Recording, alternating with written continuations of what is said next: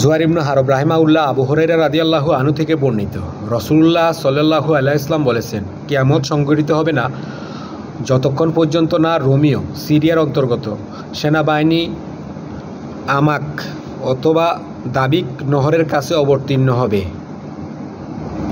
তখন তাদের মোকাবিলায় মদিনা হতে এ দুনিয়ার সর্বোত্তম মানুষদের একদল সৈন্য বের হবে। তারপর উভয় দল সারিবদ্ধভাবে দণ্ডায়মান হওয়ার পর রোমীয়গণ বলবে, তোমরা ওই সমস্ত লোকদের থেকে পৃথক হয়ে যাও যারা আমাদের লোকদেরকে বন্দী করেছে, আমরা তাদের সাথে যুদ্ধ করব। তখন মুসলিমগণ বলবে, আল্লাহর শপথ, আমরা আমাদের ভাইদের থেকে কখনো সম্পর্কচ্ছেদ করব না। পরিশেষে তাদের পরস্পর যুদ্ধ হবে। এই যুদ্ধে মুসলিমদের 1/3 সৈন্য পলায়ন পর হবে। আল্লাহ তাআলা কখনো তাদের তওবা গ্রহণ করবে না। সৈন্যদের 1/3 নিহত হবে। তারা হবে আল্লাহর কাছে শহীদদের মাঝে সর্বোত্তম শহীদ, শহীদানের মধ্যে সর্বোত্তম শহীদ, আর সৈন্যদের অপর 1/3 বিজয়ী হবে। জীবনে আর কখনো তারা ফিতনায় আক্রান্ত হবে না। তারাই কুস্তনিয়া বিজয়ী করবে।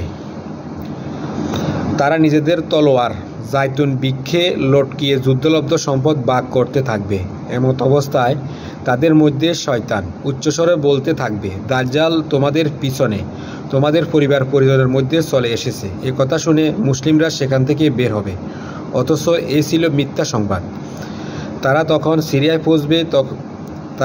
সিরিয়ায় পৌঁছবে তখন দাজ্জালের আগমন ঘটবে। যখন মুসলিম বাহিনী যুদ্ধের প্রস্তুতি গ্রহণ করবে এবং সারিবদ্ধভাবে দণ্ডায়মান হতে শুরু করা মাত্র সালাতের সময় হবে। অতঃপর ঈসা আলাইহিস সালাম অবতরণ করবেন এবং সালাতে তাদের ইমামত করবেন। আল্লাহর শত্রু তাকে দেখা মাত্রই বিচলিত হয়ে যাবে, যেমন লবণ পানিতে মিশে যায়। যদি ঈসা আলাইহিস সালাম তাকে এমনি ছেড়ে দেন তবে সেও নিজে নিজেই বিগলিত হয়ে ধ্বংস হয়ে যাবে। অবশ্যই আল্লাহ তাআলা ঈসা আলাইহিস সালামের হাতে তাকে হত্যা করাবেন এবং তার রক্ত ঈসা আলাইহিস সালামের বর্ষাতে তিনি তাদেরকে দেখিয়ে